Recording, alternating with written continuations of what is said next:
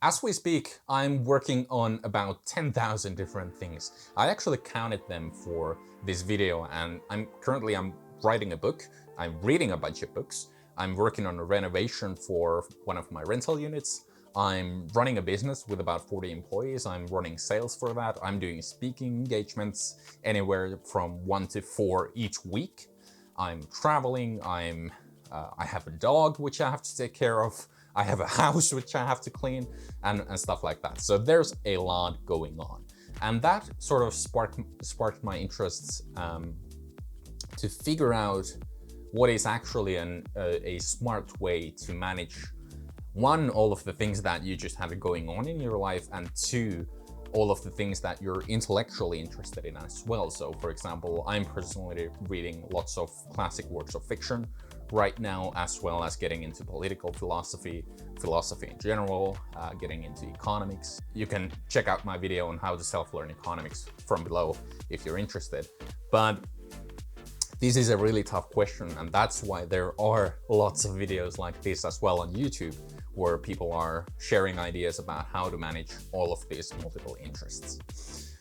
The first question is why? Some people are just naturally inclined to have multiple interests. Some people have a bit of ADHD. I personally might be one of those people, although it's not clinically proven yet, at least. But some people just are like that. And there's actually a bit of research from a consumer research institution that says that 67% of American consumers have multiple hobbies, and over 80% of those sampled find that their hobbies are important to them. So this is clearly a common issue, looking at it from many different points of view. The second point as to the why is that there's just such a volume of information available that this sort of availability makes having multiple interests very easy. It's a sort of side effect of the information age that we live in, that you're able to be exposed to all of those different ideas, and you're able to look into them in a much easier manner than it would have been like in the 1800s, for example. The second question is the how. So how do you manage all of these multiple interests that a lot of people have? So I have 5 pointers that I want to give to you. The first is you want to sort of front load your efforts in the beginning. So imagine that you start on a project. You want to have the first days or the first weeks that you work on that project be very, very intense. So you put a lot of other projects on the back burner, and you focus mainly on the one that you've just begun. And the reason for this is so that you're able to get into a rhythm of sorts. You're able to find your stride with this new activity or with this new interest. And therefore, as time goes on, it gets easier for you to, first of all, begin doing this task again, and second of all, to have a quality outcome. So it sort of becomes a part of you. And this is what you want to look for when you're gaining this new interest, and when you want to get it to be a part of your life. So that's the first thing. You want to front load your efforts in the beginning, put other side projects on the back burner, and focus on the shiny new thing for a while. And then after it becomes a part of the routine, you can get those things on the back burner back to the front and start working on those as well, and divide your time more evenly across all of the interests and all of the things that you're doing. The second thing is this idea of a default habit. So there's a default habit for everybody. This is the habit that you engage in when you have nothing else to do. For most people today, it's doom scrolling, it's social media. And I want you to think about changing this default habit, because the default habit can be in line with your interests without being too overwhelming. So for example, reading a book is quite a relaxing activity, depending on the book, of course. But for a lot of people, intellectual endeavors such as reading are a part of their interests. So this would be an easy switch. Well, on a sort of, it's obviously easier said than done, but if you're able to switch your default habit from that of scrolling your phone to that of reading an interesting book or a work of fiction or something like that, that's a much better use of your time and use of your default habit as well. So think about that. What's your default habit? What do you fall back to when you're bored or when you have nothing better to do? And is there a way you could change that? Third, which relates to the second one, is you want to avoid becoming the couch commander. So the couch commander is a very easy position to assume. You can recognize it from sweat stains on a specific part of your sofa. Well, that's a bit disgusting, but in any case, so if you spend too much time just sitting still, that's probably gonna affect you health-wise, first of all. And secondly, it's not often actually relaxing time.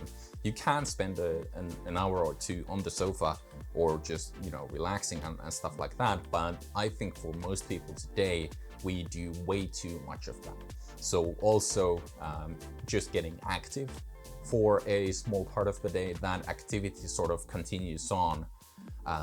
If you're able to do it early in the day, for example, and that allows you to put much more time into those things that you actually value.